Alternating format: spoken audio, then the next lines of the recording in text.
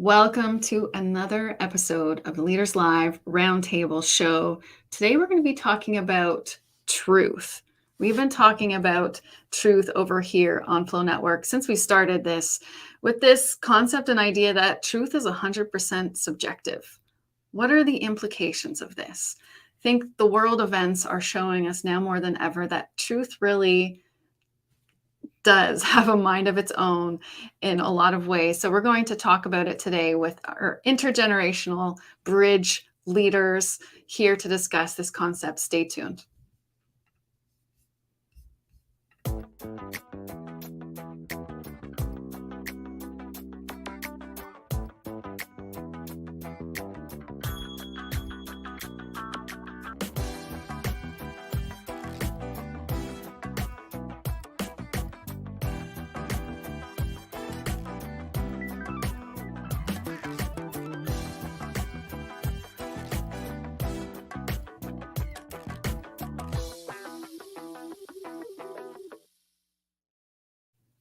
All right, welcome back. Let's bring all of our wonderful, beautiful leaders and creators to the table. We have Rome. Welcome, Amy. Welcome, Tim and Sharon. Welcome, Rick. And welcome, Stephanie. Let's bring it into this position here. We like this format. So before we get into our juicy discussion on truth, I'm going to do a quick intro of all of the leaders here at the table. We have Rick Spence. Rick is a journalist, consultant, and speaker specializing in innovation and entrepreneurship. And he is currently the senior editor at Corporate Knights, the magazine of clean capitalism, and the host of the Startup Canada podcast. We have Stephanie. Stephanie is a 25-year-old with a degree in psychology and a minor in thanatology. She has spent a year in law school and after a deep awakening left to help educate people on consciousness as a TikTok creator to her following of over 400,000. She is also a member of the New Earth Project. Welcome, Stephanie. We have Amy Bell. Amy is the founder of the White Lightning Communications, a visual strategy agency focusing on branding with soul. She has combined her 30 years as a graphic designer with her color energy training, as you can see in the background there. And she is also branding with soul with her birth of the magazine for creative professionals called United Colors of Design. And most recently, she has opened the Colors of Design Academy. All of these vehicles are here to open a deeper conversation about color and how it impacts our business, art forms, mood, and journey on this planet. And we have Rome. Welcome, Rome. He is native to the Midwest, US. He's a yogi and a land and animal caretaker. Some define him as a sage, empathic, intuitive life coach. He loves to serve and inspire others. And he's also an artist and host of the new Studio Rome podcast, Come As You Are. And we have Tim and Sharon. Tim and Sharon, of course, founding members here at Flow Network, and also the co-founders of Light Core, where they say the core of business is people and the core of people is light, and all about enlightened leadership.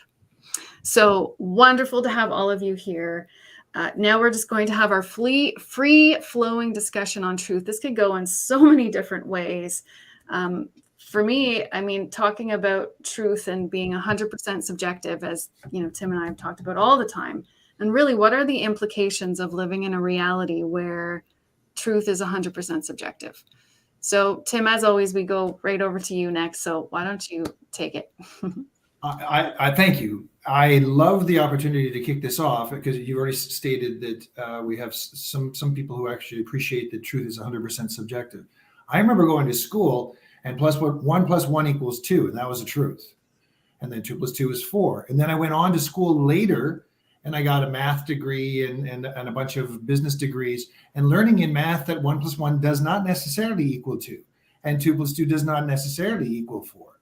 And I got introduced to all kinds of subtleties in math that were saved for later on when we were more mature. We could actually play with these concepts and start to appreciate how the world works, how gravity works, how this whole thing is pulled together.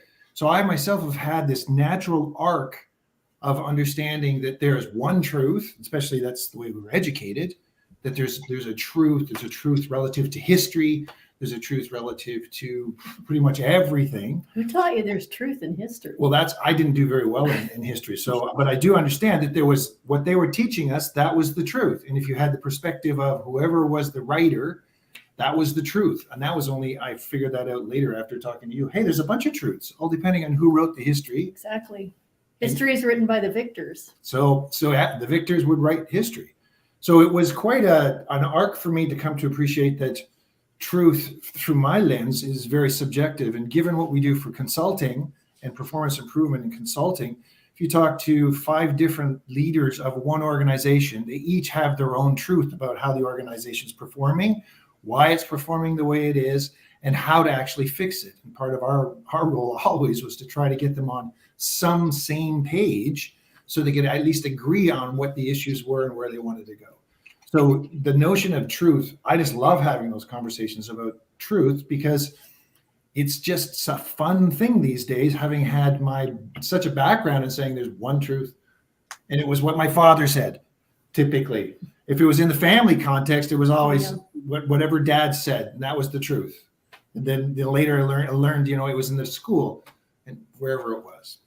So I will pass it on after having that opportunity to rave about how truth is. Let's go around the table and just talk about why we're excited to have this conversation about truth, as you have stated, Tim. So Sharon, let's go with you. What excites you about having a conversation about truth? The fact that everyone there's a reason that the police, there's a collision and the police interview 10 people who witnessed the collision. They get 10 different versions of that same collision. And by listening to those 10 different versions, and hopefully they listen open-mindedly and all those things, they're able to piece together a more complete and full picture of what happened there. And that's a pretty tangible, straight up thing. Like there's, this car was coming this way and this car came this way and this happened. So for me, when we get to a place where we can listen to other perspectives, really from a very open place for other people's truths, and really listen in an open way, we get a chance to broaden our own perspective. And then that's where innovation lies. That's where new ideas emerge. To me, it's when our differences can make us stronger and richer. They enrich when we can be grounded and responsible enough to listen to them. And the increasing closed-mindedness and divisiveness that I've been seeing in the world in the last few years, that it seems that COVID has exacerbated, concern me. Because when we decide you are wrong and I am right, and there is only one right and one wrong, we only have to look in history to see how that works. And it doesn't work very well. It just really doesn't work very well. So, but it does mean that we need to develop the emotional maturity and the ability to manage our own energy, to take complete and full responsibility for ourselves, our perspective, our beliefs, our take on truth, and our response to a different truth. When we can do that, then we can, then we're enriched. And, we don't focus on that kind of stuff in our society. We don't teach it at school. It's not as important as the outside stuff we do in the world in general. In our society, we're not valued for that kind of work. We're valued for the work that we do in the world that generates money. That obviously generates money. So that's why I think it's exciting. And if more people can talk about truth, and then when there really is a fundamental, I can't, that doesn't resonate with me at all. That is not a truth for me. Okay, It's a truth for you. It's not a truth for me. Let's just accept that. And probably I would choose not to hang out with that person that much. Yes. Yeah. Well said. Shall I leave now? Rick. I don't think so, Rick. I don't think so, Rick. What excites you about having a conversation about truth? I think truth is the defining question of our time. The search for truth is so important.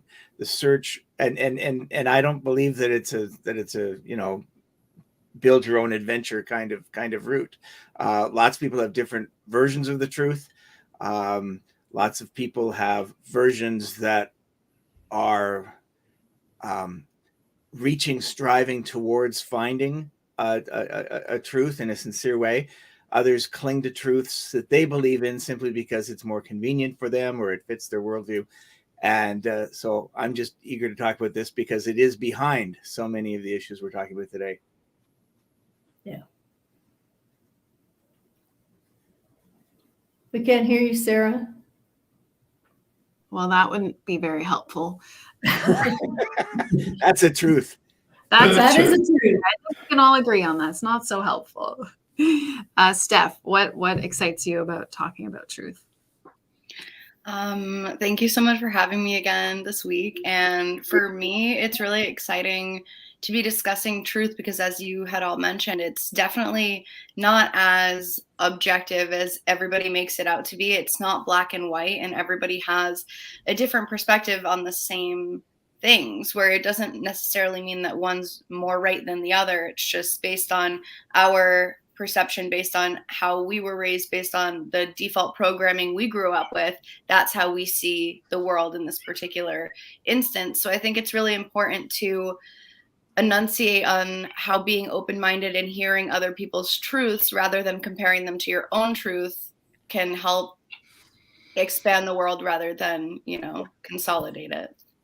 Beautifully said. Rome. Hello. Hi, Rome. Hi, guys.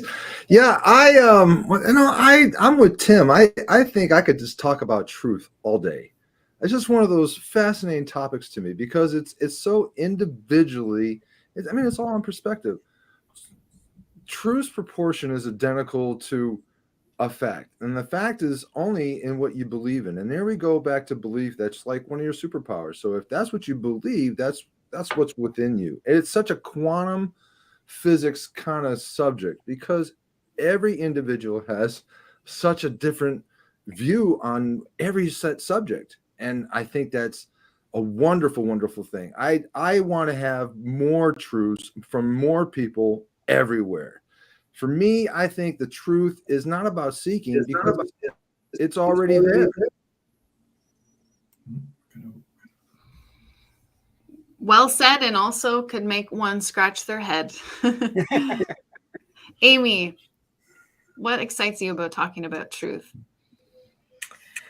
Oh, what excites me? Interesting.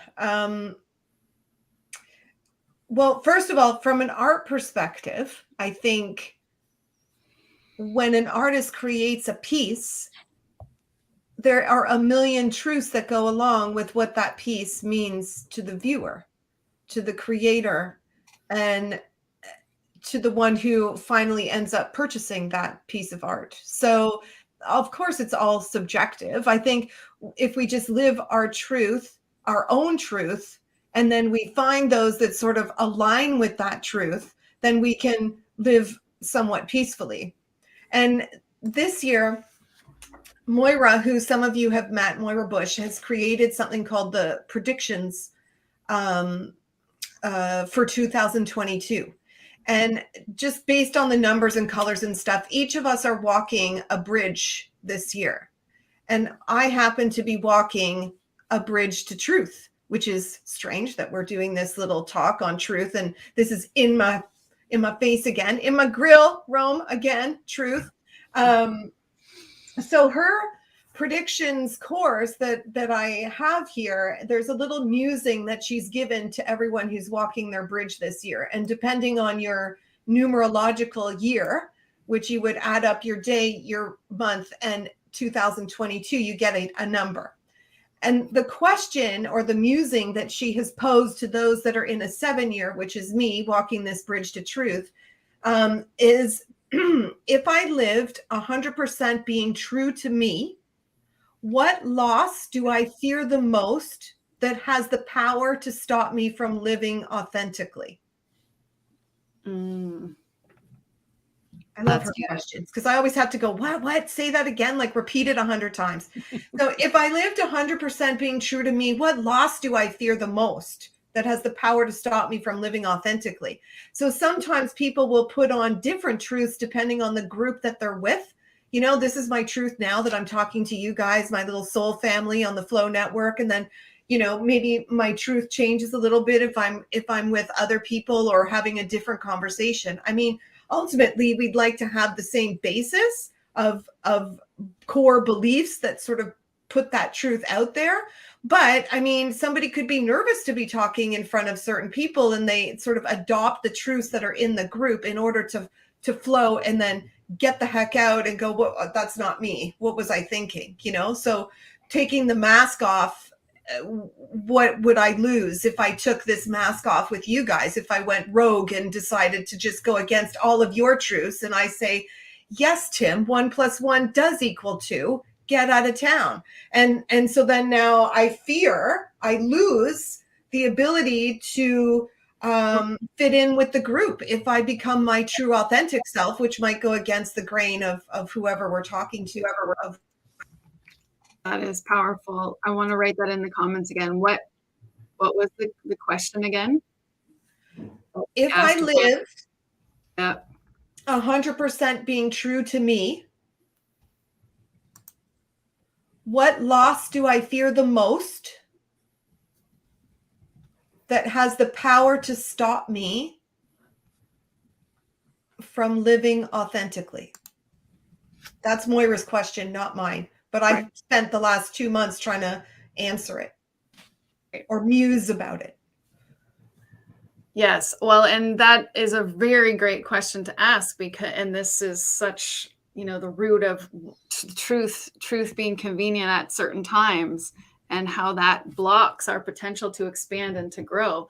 I've been thinking about this topic, obviously leading up to this week, and with myself also, I'm making some big leaps going out into the world again. I'm sharing my art in a gallery and writing and sharing my story in your magazine of going through this transformation where I was able to witness parts of myself where I was confused with my truth. And I was conveniently telling myself a story that I needed to change and not the people around me, because I didn't want to go through the pain of losing people or, you know, all of the disruption that occurs when we make big change in our life. And I was thinking back to as well, because I started my yoga show. I had a truth before I started doing yoga that yoga was boring and that it was a waste of my time. And I, never gave it a try until one day I finally opened my box a little bit and went into a class and had like a mind altering experience where I saw colors and had this energetic experience that I didn't even think was possible. And that was a defining moment for me to say, if I had kept to that truth that yoga was boring and just a waste of my time, I would have missed out on what my whole life is about now. And so I just love that question. And I don't know if anybody has a moment in their past that speaks to this question or something in their present that they want to riff off of about that.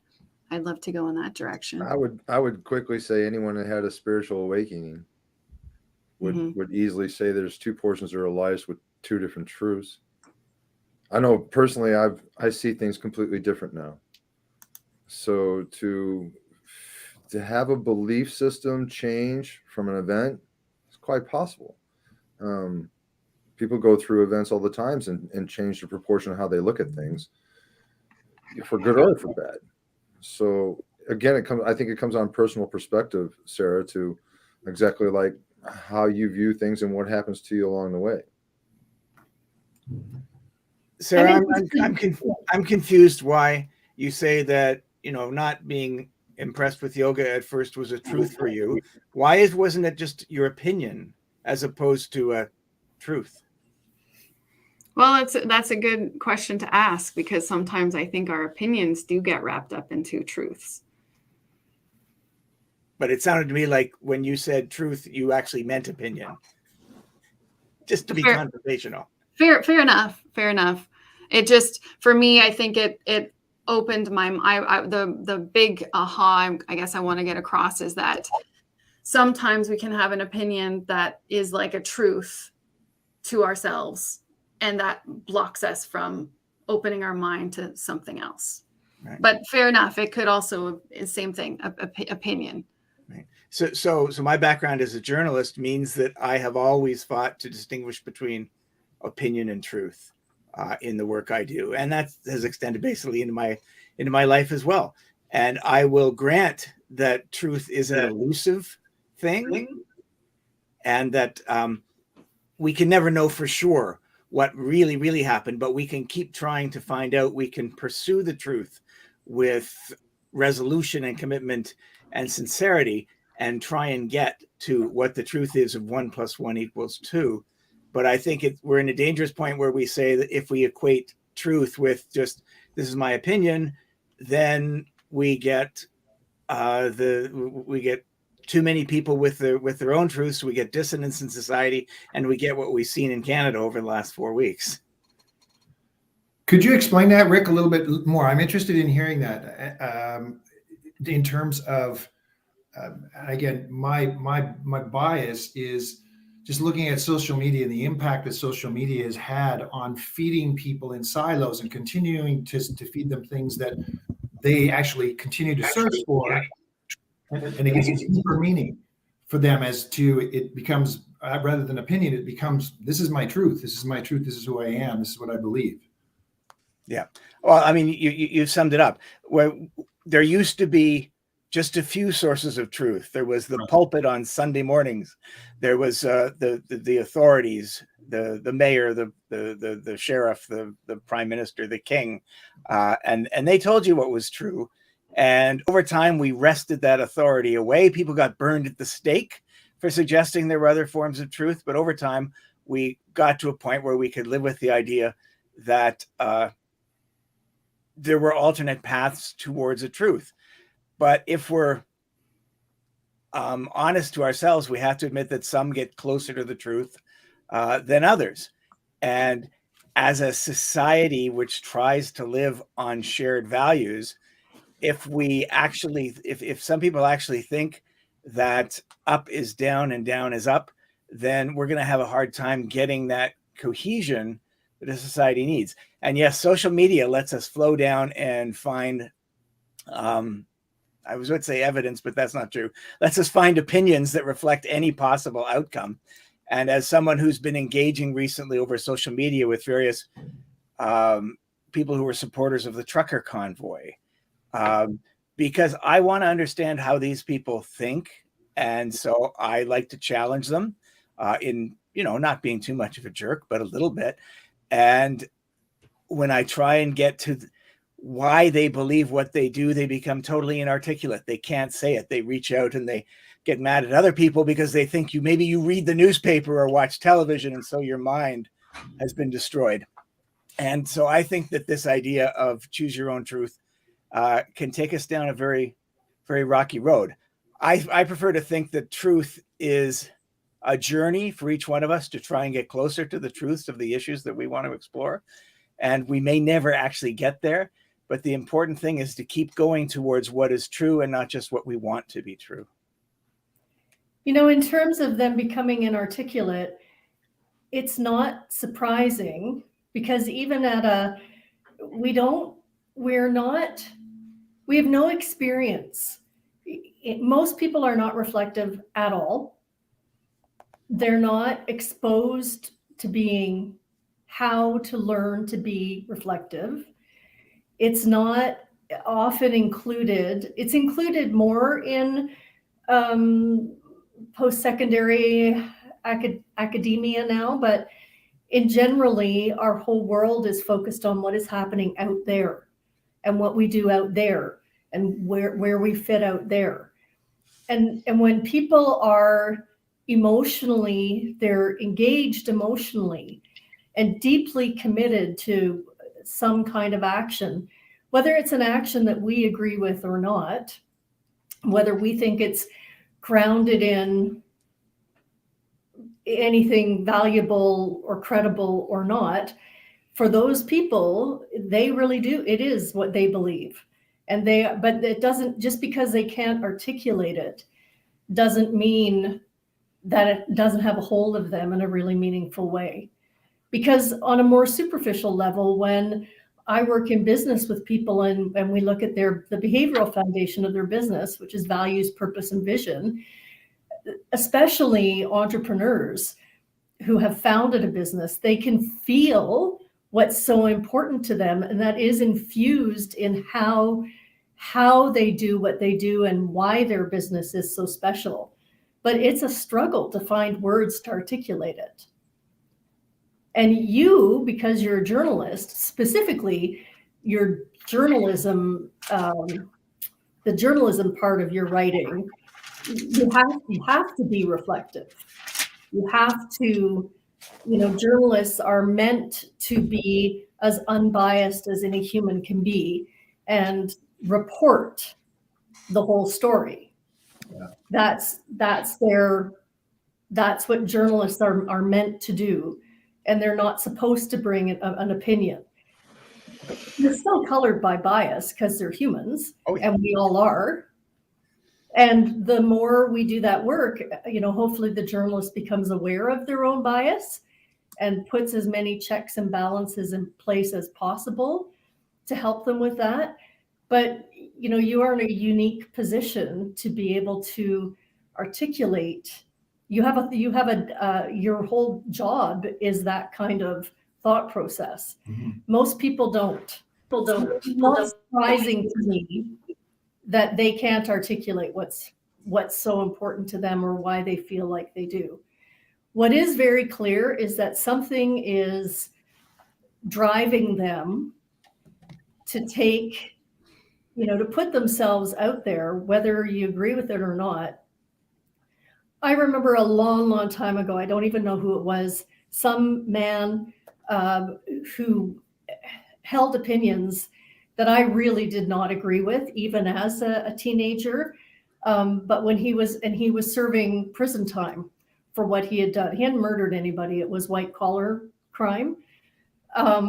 But when he was talking about what he did and why, he chose to take his prison sentence, the full sentence, and not try and get a plea bargain because he really stood by what he did. Well, I have immense respect for that. I thought he was nuts. I can't remember the details, but it was something about lying about something that was really important, that blah, blah, blah. I just couldn't follow it. But I did have immense respect for the fact that he said, I would do this again. And if society says I have to go to prison for it, then I'm going to go to prison for it because I believe this. Mm-hmm. Okay, well, I don't believe what you believe. And I don't think anyone should make those choices, but I have respect for the fact that you're clearly committed to this. That is his truth, whether it's opinion or not. It has become, it's become deeply ingrained enough in him that it has become truth. That's my take on it. Yeah, I feel like, thank you. I feel like that's a really great point too. And that's kind of showing the really fine line between the opinion and truth. For example, if I say, I believe, in aliens or something, and you could say, well, that's your opinion. I could say, well, no, that's my truth. Like, I believe that aliens exist and I am in this kind of reality. The same could be said with even the truckers convoy, where you might not necessarily agree with what they're doing, but to them, it's their belief, it's their truth. So just that's where I was coming from too, saying that it's really important to hear each other's truths rather than judge what's right and what's wrong, kind of as Sharon was just saying, because it does kind of create that dissonance rather than just hearing what, okay, like what is this all about? What is the convoy about? Not just one specific person, but the accumulation, as Sharon had mentioned, about 10 different police accounts of the same instance, because it kind of gathers the narrative that's being addressed within this truth.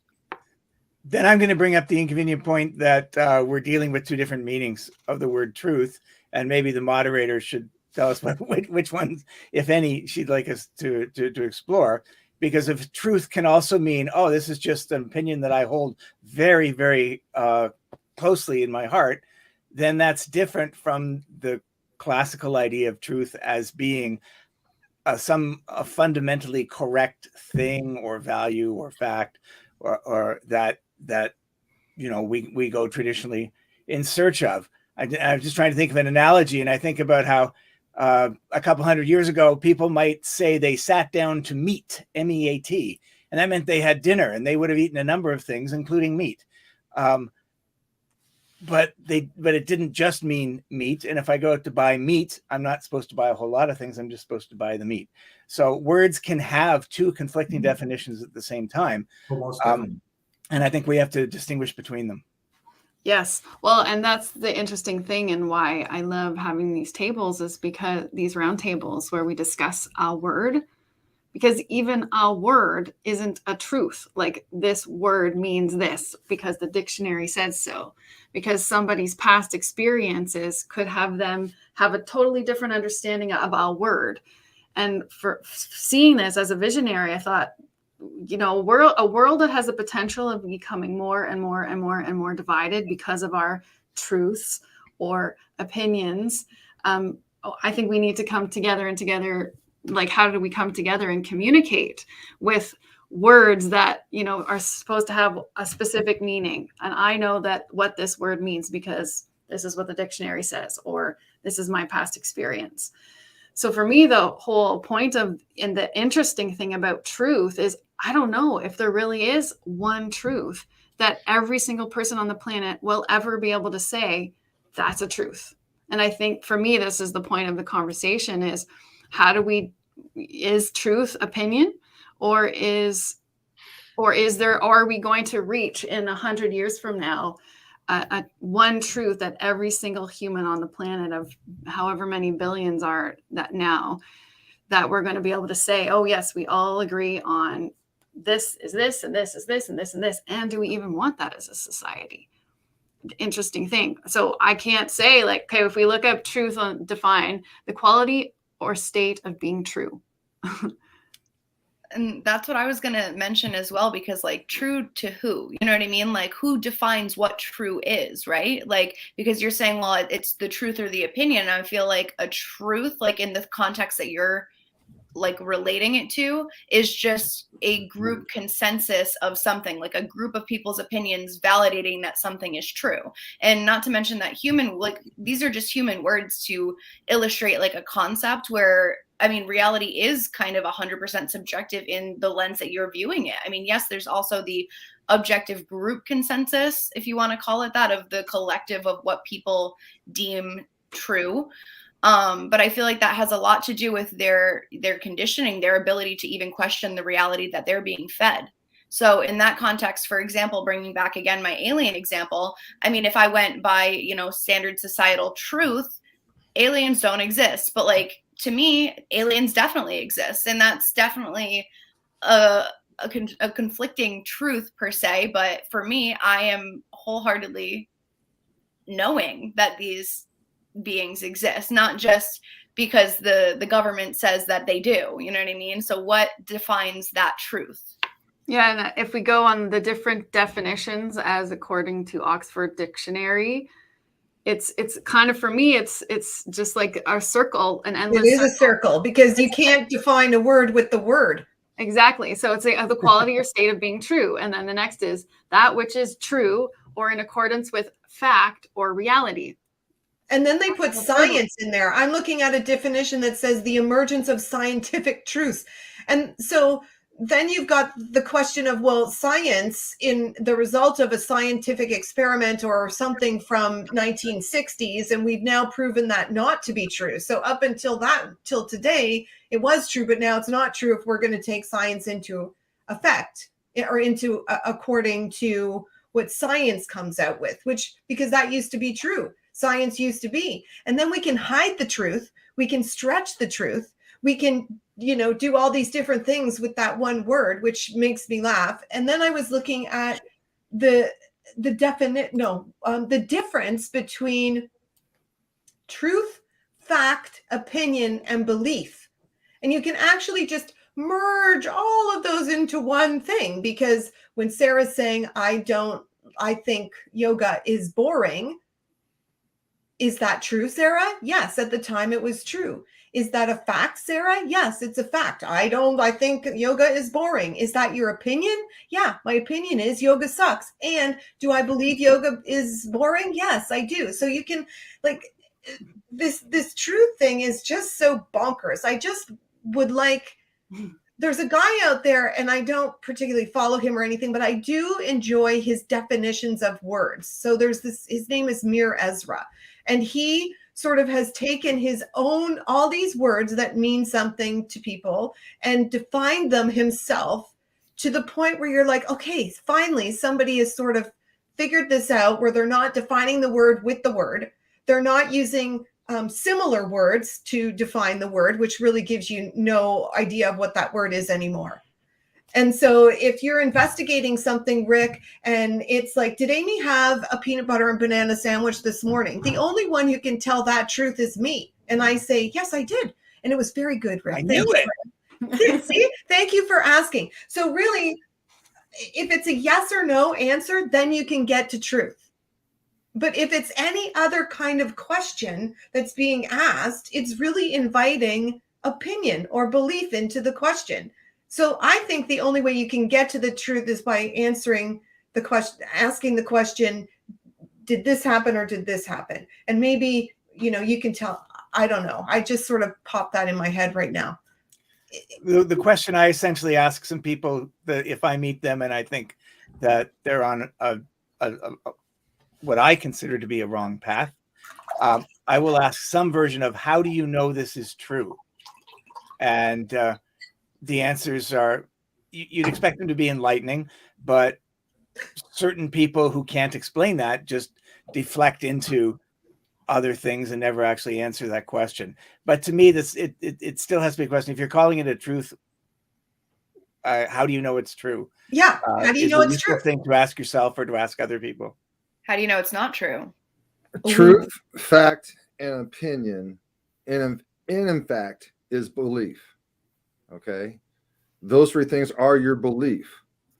So I think everyone's looking at this at a very personal perspective, and that's fine, because and that just proves the point that we all have our own belief systems, we all have our own truths, but we need to pull back a little bit. The question is, how do we find truth? How can you get away from the personal perspective? You got to go upstairs, y'all. You got to go to the higher self. You want truth. It's not here. It's not in this place. It's not within all of us. It's outside, or inside, as it were. I think we're looking at it, like what's that old thing about everyone looking at it? Blind men looking at an elephant. They all see and feel what they do. But if we pull back and we look at that same questions from a bigger perspective, from an I perspective, you know what I'm saying?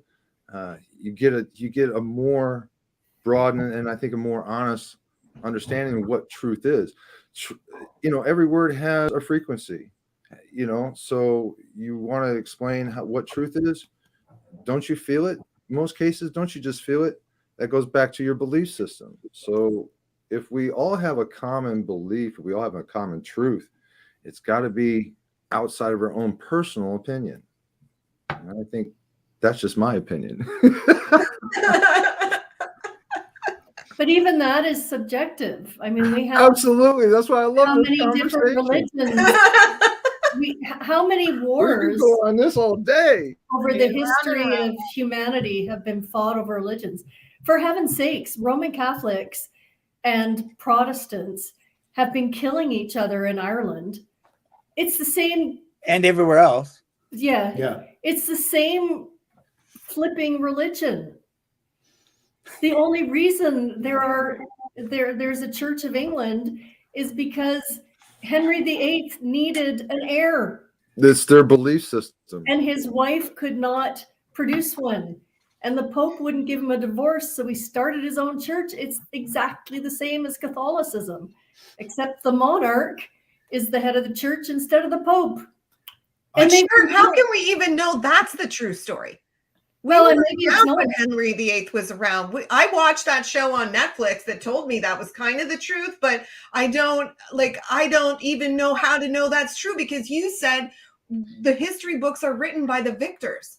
It is true. Yeah, they are. True. That's yeah, true. And I believe that as well. Like, who else is going to write this story? The loser? I don't think so. So, they may have the version of how they were the victim or how they were the persecutor being persecuted, but that's certainly not going to be what's taught to me in school.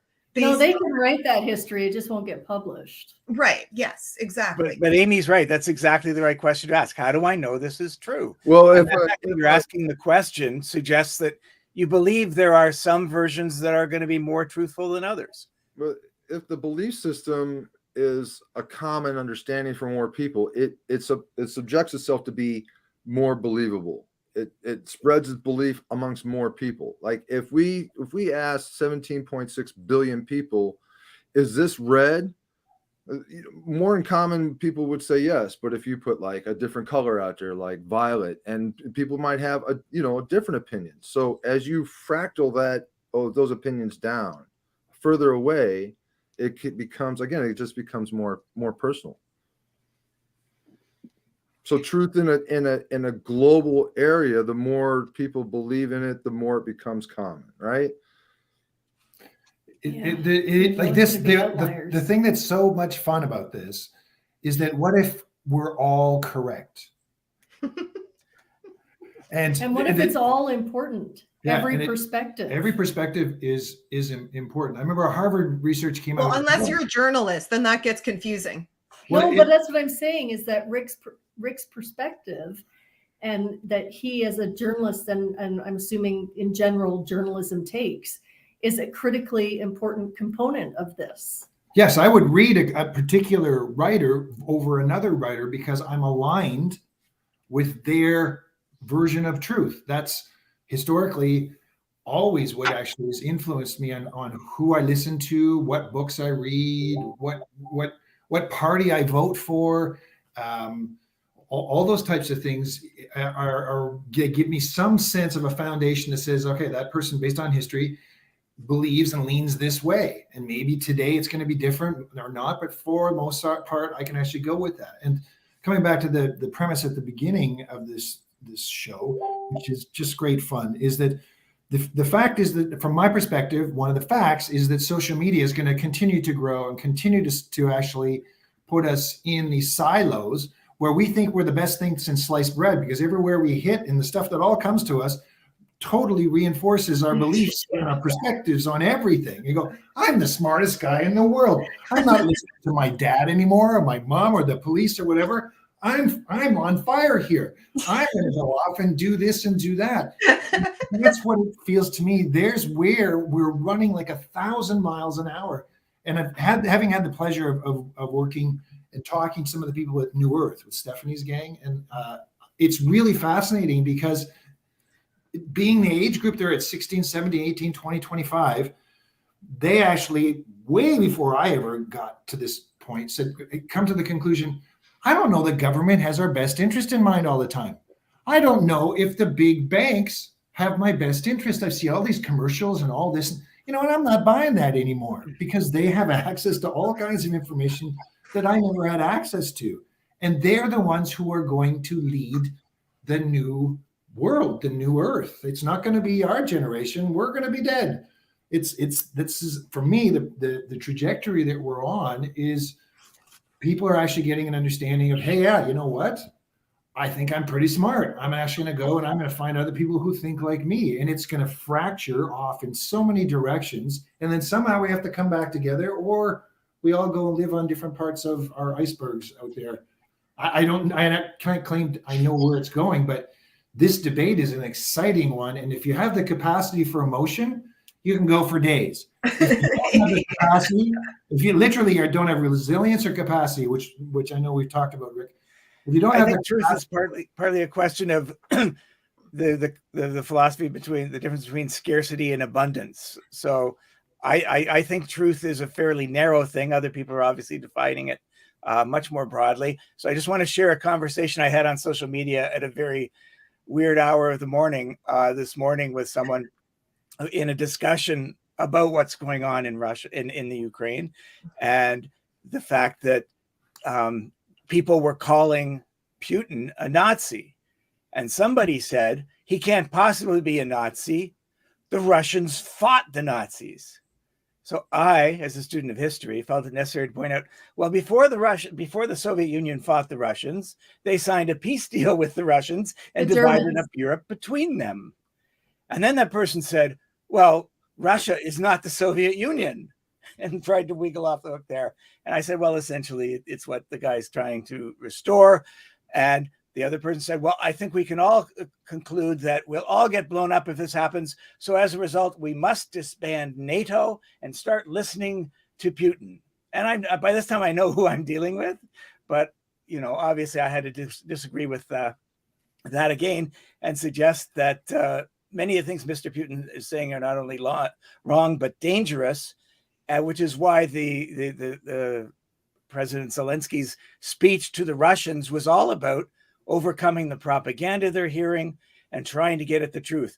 Are the Ukrainians Nazis? Not by most definitions, but that's what the Russian propaganda was saying.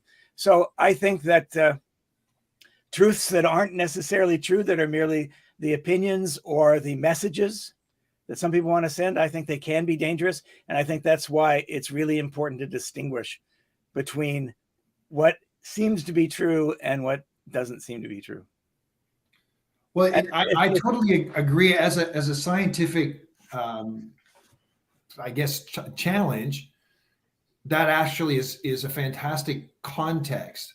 I would posit that the only truth that we can really wrap our heads around is that most people on the planet feel unlovable, and what they need is to have their truth verified so that they feel more valid or lovable. And to cut right down to the chase, every person on the planet is going to feel, and to some degree, insecure about who they are, and need to actually seek a truth that actually helps them come to grips with who they are, and then we proceed from there. Because the way social media is moving, people are going to be validated that your truth is exactly correct. Like it's happened already. It's the rate and speed of uptake on that is beyond our capacity to even keep up with it now. And we're just getting started, is my observation. So I absolutely appreciate it, what you're saying, Rick, and being a boomer, look at this and have the advantage of watching this thing take shape over a long period of time, and working with people whose beliefs and feelings are actually running their truth or their show. I'm looking to actually look for ways to just accept, allow. Everyone's going to have their own version of truth. I just prefer if, instead of saying that someone is going to adopt a truth that, fits their needs, if we could redefine that as a worldview or set of values or something like that, I think it would take a lot of the pressure off the word truth. Well, I would actually agree. I would agree with you that you agree with that. Agree to disagree, right? Like, yeah.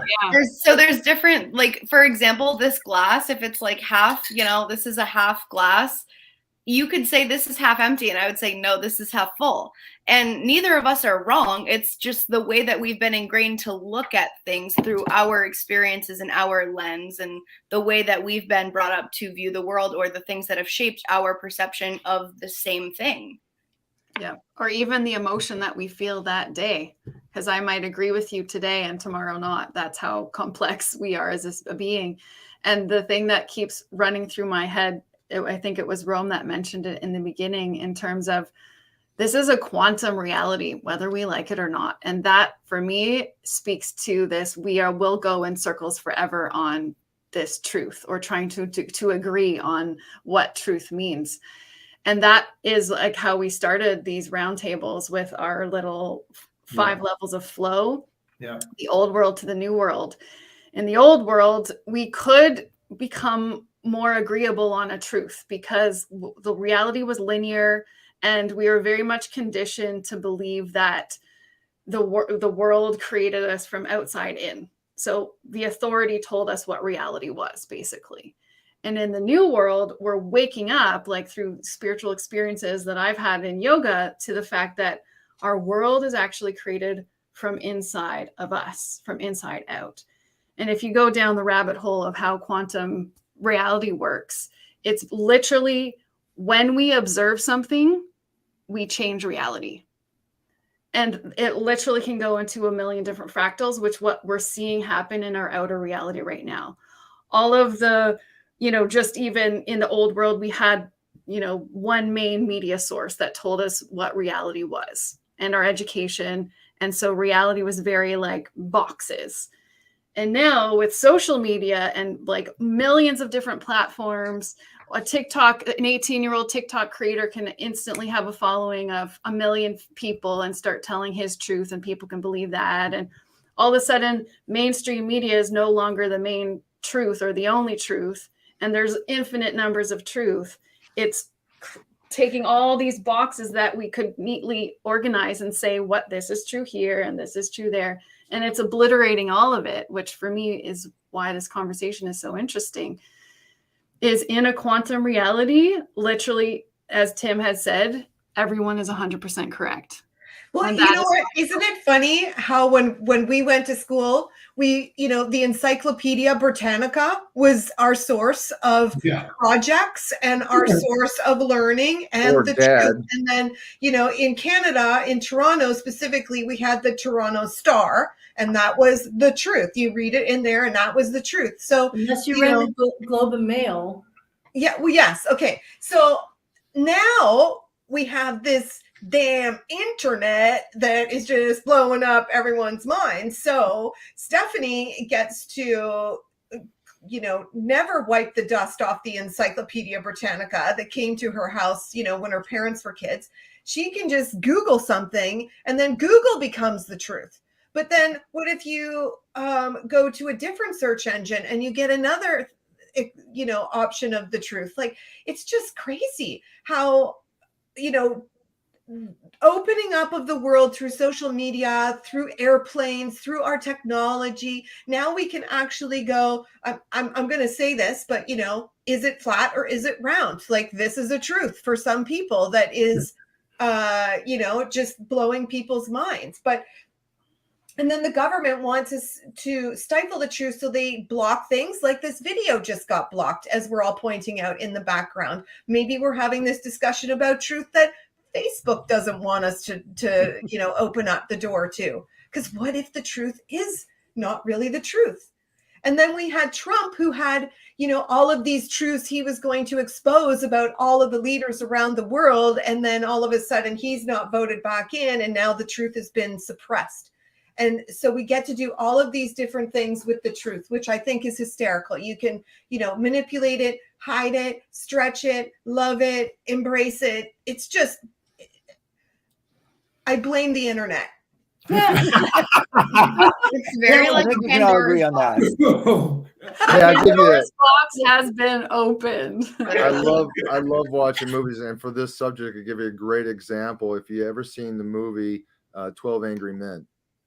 Now, there's 2 different versions. There's the old version, and then there's a newer version. But it's two different story truths, about 12 men truths.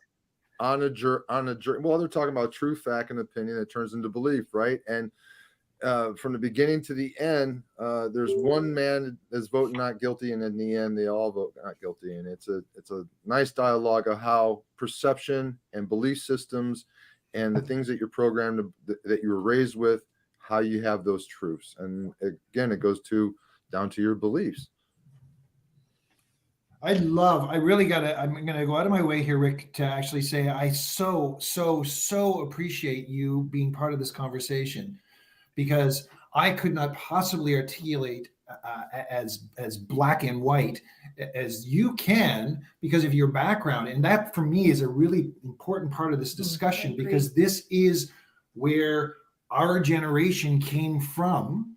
And I have struggled like crazy reaching, even the ones extras behind me, but then the generations that are younger than that, to say, yeah, I know I sound like a freaking old guy who's actually banging on that here's how you do it and here's how you do this. And knowing full well as I'm talking, they're actually beginning on their phones, or they're actually on other mechanisms to be able to go and say, yeah, I got something here to say is exactly the opposite of what you're saying.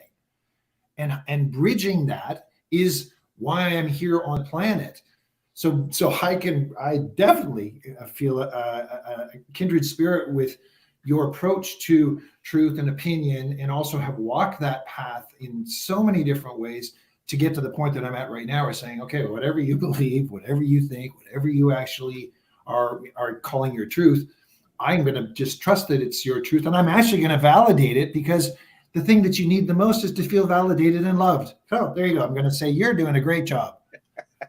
Thank you. And I'm glad we can cancel next week's session where we discuss the word mistruth. Right. Yes, we've already covered that one in this conversation too, haven't we? To me, this conversation just reinforces, I'm an educator by training. I taught in the education departments at living history museums. I taught at leadership centers, and I taught in an elementary classroom for a very short period of time. I taught a high school leadership program as well. And it stunned me.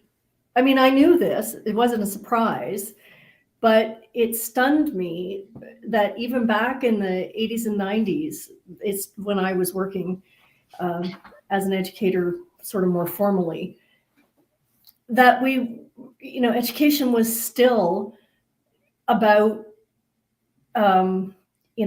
content and fact and that kind of stuff. And it was like the world was really starting to change.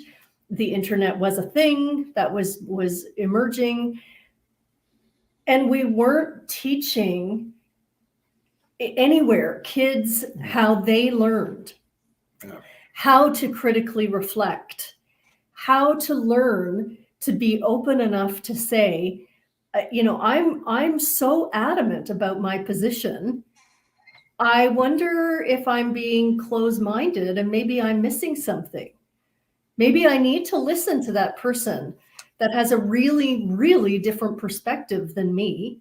And maybe I need to be open enough to hear what they're saying really, because perhaps I am missing something. And then deciding after we've done that as well as we can, no, actually, I don't think I am. I'm still where I was. Or, wow, I never really saw it that way before. Because context is everything. I've people, and that was a really important learning for me as an educator.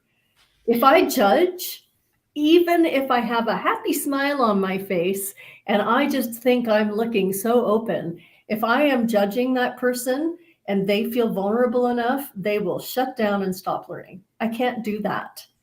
That stops me from doing my job and delivering on my responsibility in that role. And so I had to really learn to look at all my own personal, as many as I could become conscious of, personal biases and opinions, and why I felt the way I did, and then be able to stand in my place and open the door to other people. And when, the majority of kids learn, a certain way and they're fine, they're sort of plus or minus or whatever. But for those outliers that are on either side of that bell curve, when you're an outlier in life, you like their experience is very different than the mainstream. I know, because I've been an outlier my whole life. I have my family physician has a practice of nearly 5,000 patients.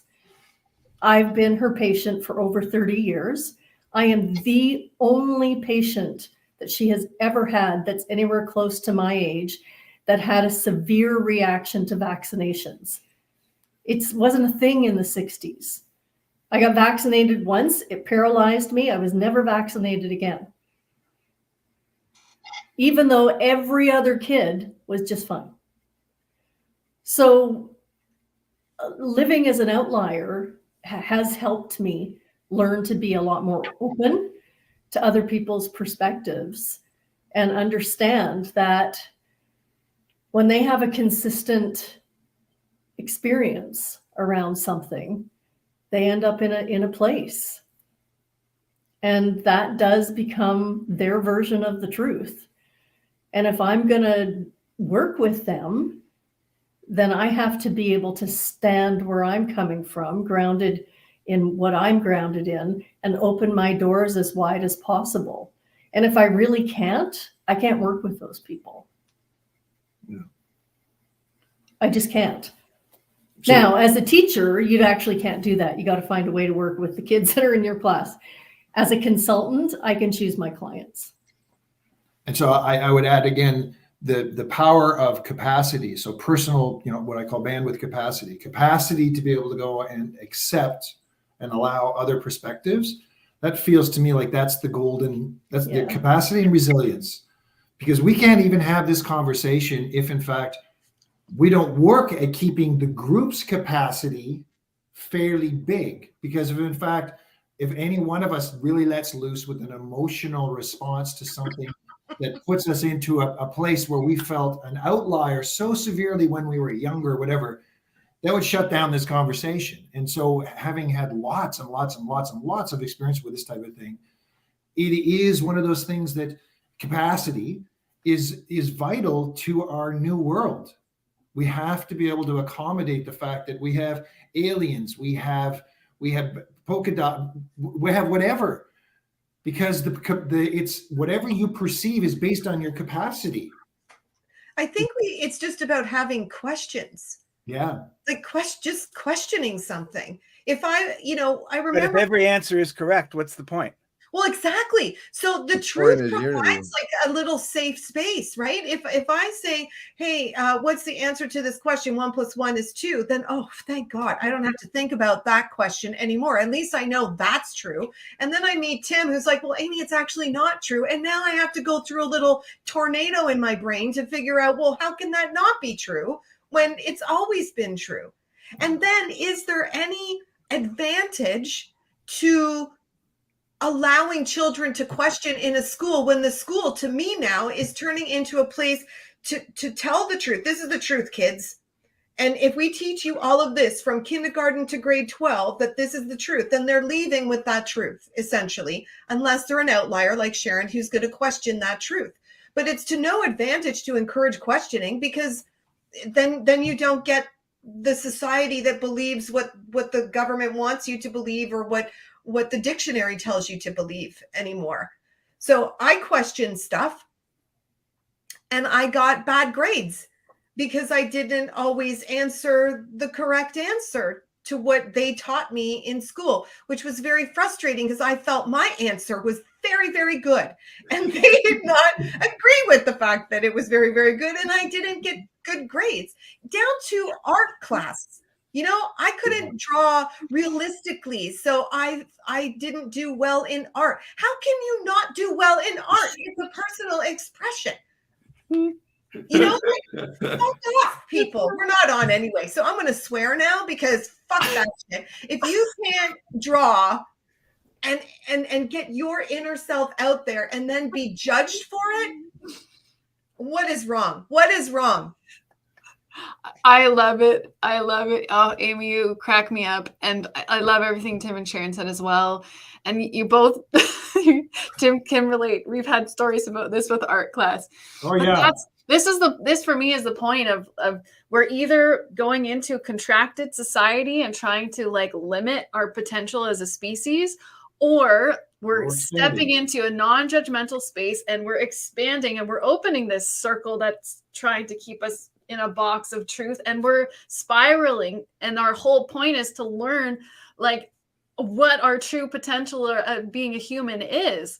And it is breaking down these boxes and walls of our own judgments, or judgments that were projected on to us from others, or, you know, belief systems or opinions that we once held and thought that this is how reality worked and the way things were. And it is uncomfortable. It really is. And I'm coming through, and I'm going to be sharing in Amy's magazine just how uncomfortable it is to break down these boxes, because it is more comfortable in a lot of ways to be in a cage. Like I think we talked about, I don't remember who, you know, people who've been in prison for a long time. Oh, it was Stephanie. And, you know, they're getting set free, and they actually don't want to leave their jail cell because it's just too scary to go into the big open world and, you know, not feel protected or whatever. And as for me, then sharing my story, it's like I went through this real up is down, down is up. I think you made that reference, Rick, where I literally felt my reality was shattered, and down felt like up to me, and up felt like down. And it is the most terrifying space to be in, because I didn't know what was true or who to trust or what to believe. And it was an extremely isolating experience. And that really drives my passion for creating these conversations and to creating conscious community where we can create non-judgmental spaces for us to explore ourselves outside of these walls that are literally being crumbling down as we are stepping into a completely new world where education is changing. We've got another war happening on the planet right now. We've got wars, multiple.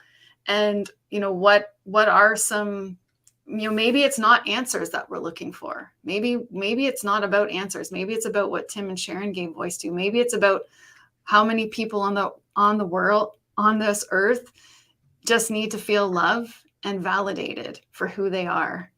And for me, that is the only kind of answer that I ever circle back to when I come to this. Right. So then Rick is saying, so what happens if everyone is right and everyone is, you know, ooh, good for you, good for you. Like I talked to an artist the other day who said she does not believe in the word perfection. And then I was thinking, okay, so if I had art students and I told them that all of their work was perfect, like every one of you are magically perfect little unicorns who can draw and paint and express themselves perfectly. And then they leave my class thinking they're awesome because I just gave them the truth that they're awesome. And then what determines what is really great art and what is really just garbage? Because their art teacher, Amy, said they were perfect. So now they're going to go out, but they'll find a tribe that agrees with them. Yeah. Right? Like perfection or not. Or not. But, you know, I think they will, because we are opening ourselves up to being able to find things that we like, find our own truth. The truth is, I don't like realism painting. I like abstract, and I like how it makes me feel. And you know, that could be an opinion. I don't know. Maybe I'm merging the words. Yeah, that's personal. That becomes your personal belief or that person's personal belief. Think about an advanced society. Advanced society is so advanced that they don't need words to communicate anymore. Think about advanced society that has some kind of mental capacity to be able to be with one another in space. You're right. So this society is going to be able to share thoughts, feelings, expressions, beliefs, ideals, right? And the bigger and bigger it becomes, the more and more conscious that group becomes, the more and more closer to truth that society gets. So if we didn't have all the individual feelings and proportional states of facts and, you know, truth and opinions, we would be more common with an understanding with each other. We would be more raised as a society to think in a higher level. We're still thinking here, talking this conversation on a very personal level, and it is. But there's, you know, truth is bigger than us. It's bigger than 17 billion people. It's bigger than that. Truth is bigger than that. You got to broaden your perspective, guys. What if it's not?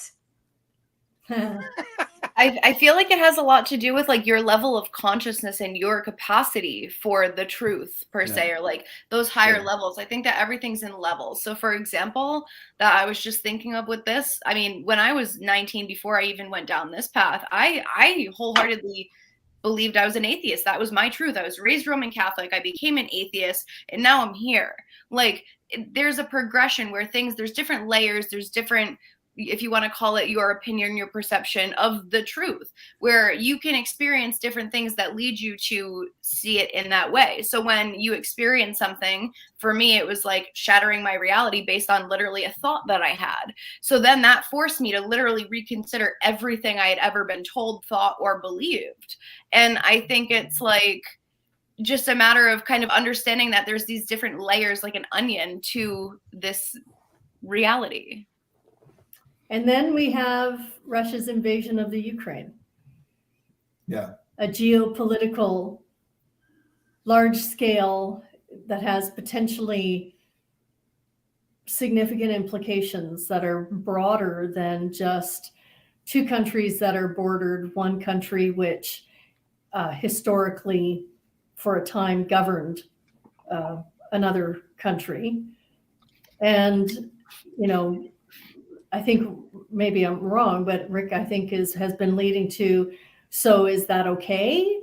Is it okay that the president of Russia launched an invasion against the Ukraine because his truth is that the Ukraine, I'm not actually sure, I haven't been paying attention. It's what he says. I'm not sure it's his truth.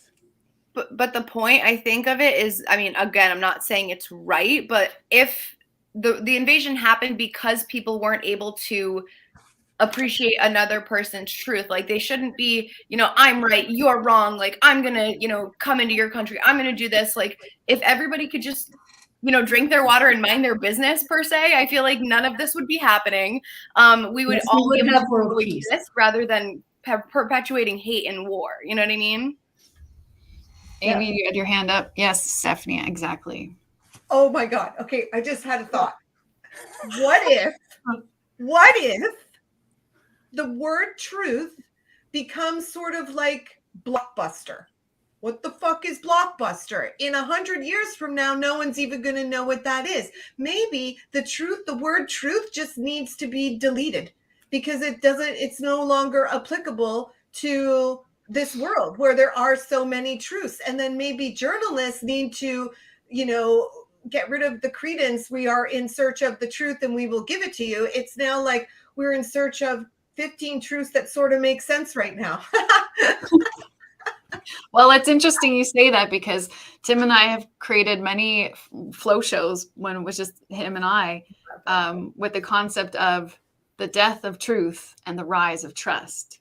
And that speaks to what Rome was saying in terms of these advanced civilized societies where we don't actually have to use words because we can feel each other's energy and we can feel I can feel what's going on in my side. I can feel this other being as me, outside of me, and I feel a resonance with them. So either, like, to use Amy's example of art, you know, yes, your art is perfect. I like sharing space with your art. That is your being. And, you know, just that's an interesting concept to think of, the death of truth and the rise of trust. I trust this person because I feel a nice energy around them. And it's interesting because one of the notes I made thinking about this program earlier today was just that truth in my world is a tool that helps you get to trust. If you know that you have shared values and your worldviews are based on similar pillars, then I think you get to trust a lot sooner. And I'm not sure what trust becomes if not based on truth, but I think it becomes a lot like online dating.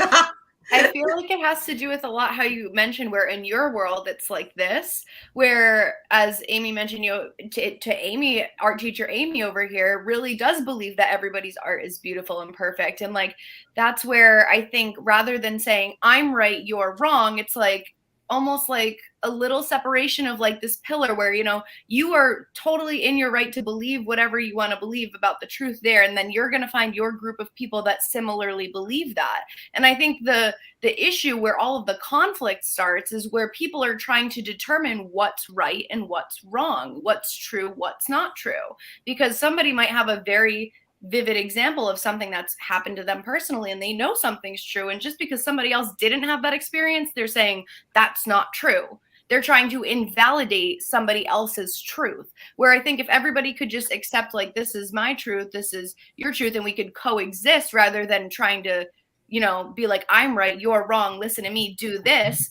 then it becomes like a cohesion of a beautiful tapestry rather than a mess. Right.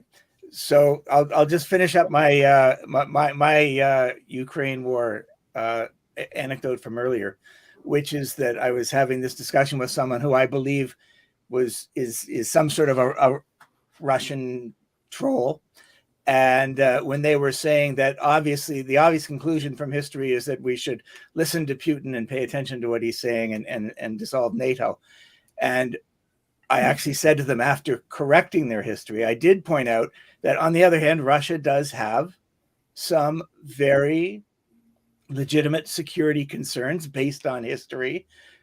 All the European nations that have invaded Russia since the beginning of time, and the Asian ones, in fact, that they have legitimate concerns.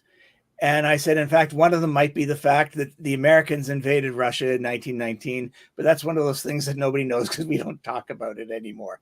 So I'm quite capable of admitting truths that are inconvenient to my argument. And I think that's an important way of getting to truth, establishing trust, and building relationships. And when truth becomes opinions, then I'm out. Well, what a wonderful way of segueing to a wrap up. I mean, I think that if in fact the one truth we could all agree on is that love is the answer, that's a lot easier to actually get alignment on than fear and hate is the answer. So back to the reference that Stephanie made is the scale of consciousness. You get fear at the bottom, love at the top. If we can start moving more towards love and get more of a consensus on the need for love and then sharing love, it tends to actually make it a lot easier to have these conversations. And to accomplish that, you have to have bigger capacity than a fear-based capacity. There, that made sense to me. It makes sense to this circle, Tim, but I'm not sure that there's a lot of other people out there that would just put it all down to love and hate. Yeah, absolutely. Yeah, like if it was that easy, hey, do you want to love or do you want to hate? Well, of course we want to love. If it was that easy, we'd all be perfect and there would be no war right now. But there has to be love and there has to be hate in order for us to know what love even looks like. So yep. I think, we've just got a bunch of mirrors out there right now that are just showing us the potential that we have to get really ugly really quickly. Yeah. Oh, that was Rick gone. Did he go?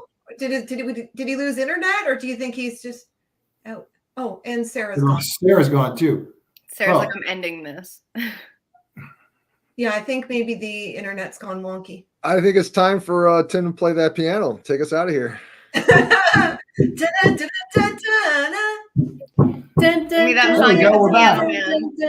that was a great comment. It blew a couple people out of the water. I saw Rick go out and then I got kicked out. Yeah. And Facebook didn't share this, so I think it's going on YouTube. We'll see. But this was. Did you share it to YouTube? Yes, it's shared to YouTube and Facebook. Even after you, I had made some comments. Like I went to go find it to write that question out in the chat, and it was saying this live is no longer available. But then you were able to put something in after that. So I thought maybe it was just me that was missing something. Yeah, no, but it's nowhere. Facebook says that there's copyright issues, which I have no idea. Rick, you and I got kicked out of the stream. Okay, yeah, I don't know what happened there. Neither I got kicked out as well. Well, I was told my internet went down for a minute, so maybe I was the fault. I apologize. I wasn't really like taking my marbles and going home. I hope you didn't think that.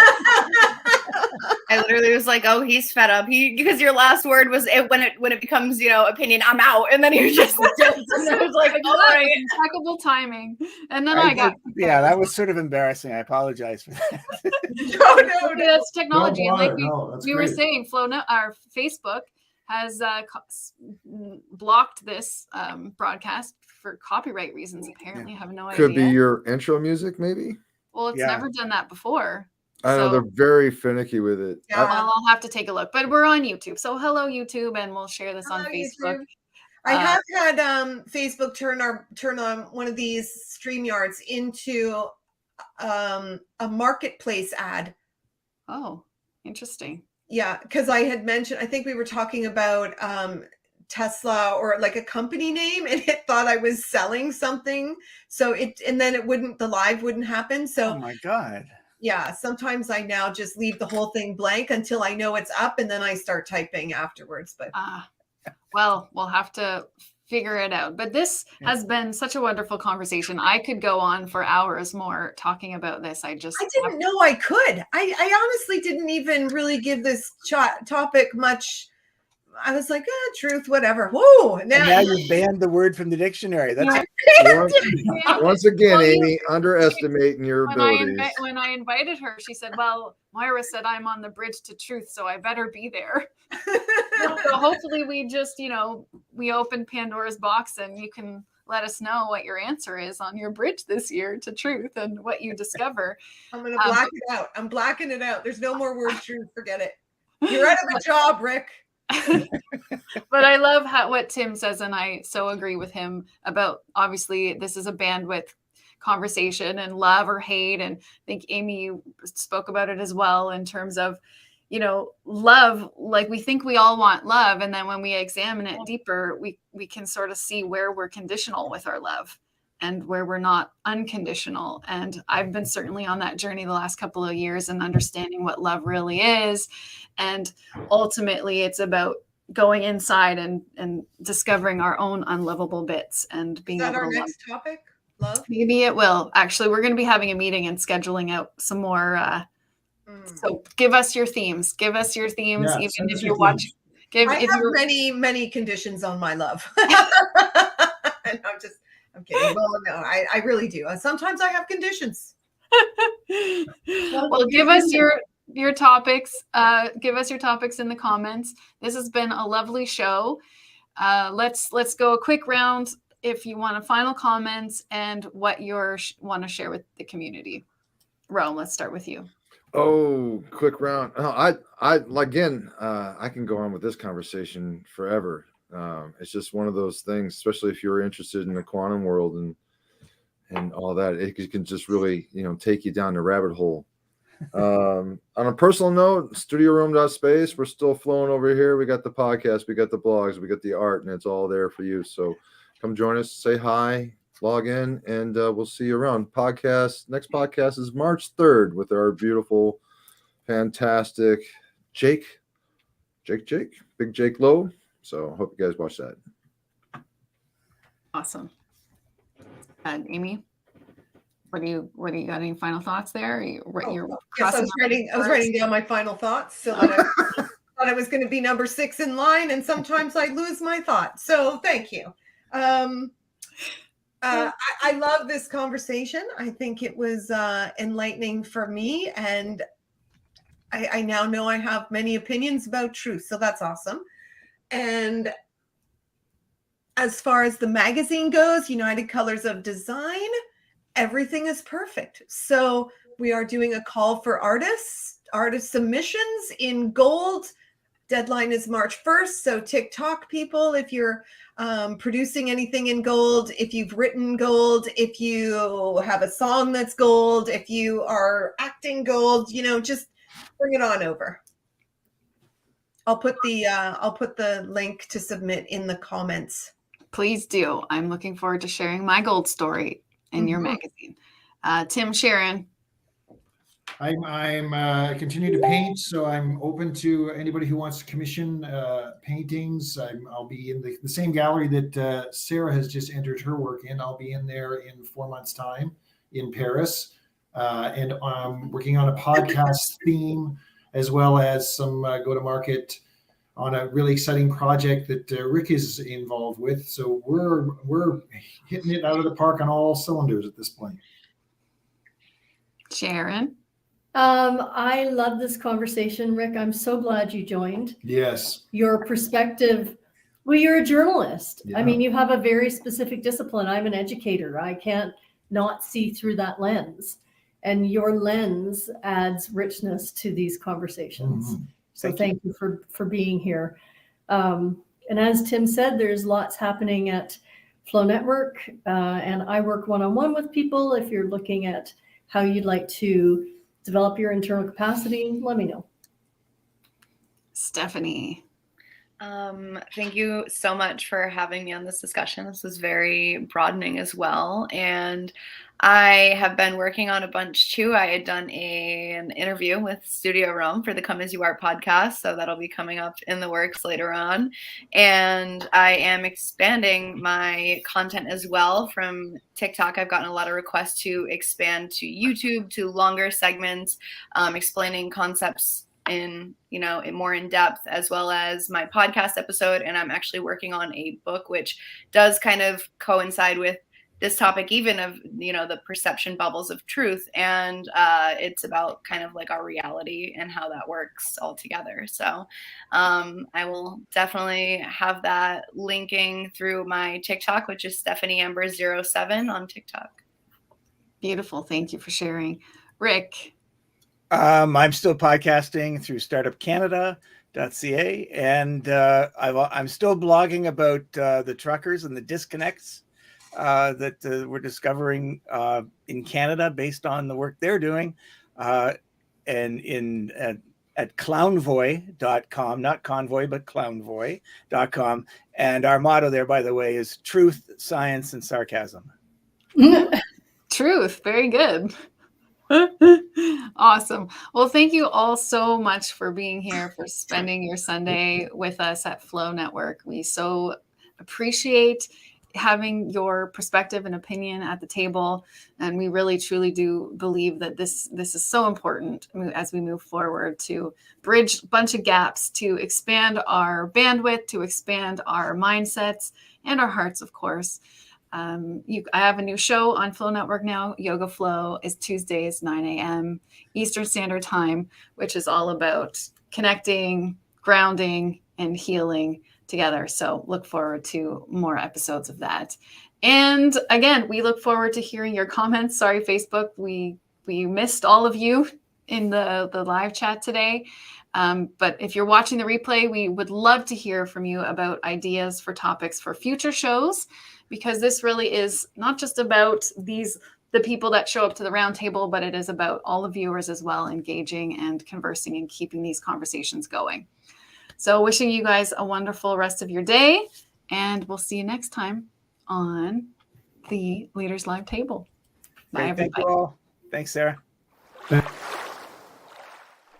keep swimming. Just keep swimming. Just keep swimming. If you're looking for a conscious community, we invite you to Flow Network 99. Wake up, show up, light up, and let's Oh, go, God. baby. Go with the flow,